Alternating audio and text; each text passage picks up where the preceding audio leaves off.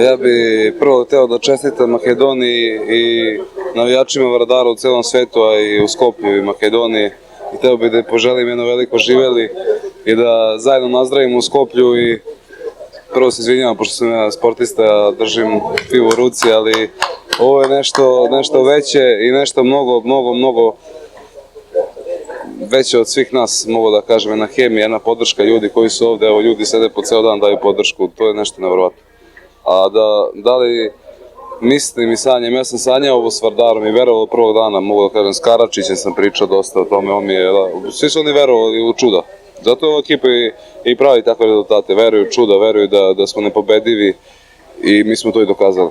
Ни кажа дека неколку пати го гледаше дочекот од пред 2 години, све ќе бидеш дел од дочекот. Спремен ли си? Дел од ракометарите рекоа дека потешко е да се биде емоционално спремен за дочекот ако го замечат. Ja sam gledao to na, mogu da kažem, kući, bukvalno na YouTube-u, prenos ili kako god sam uspeo, ali to je nešto, ja ako to tako bude, ja ne znam kako da se ponašam stvarno. Nije ovog trenutka, ni kad smo pobedili, ne znam stvarno, sve nekako čudno, ne znam kako da se ponašam. Mislim da ako bude taj autobus i to sve kao što je bilo pre i da ne znam, stvarno nemam reći.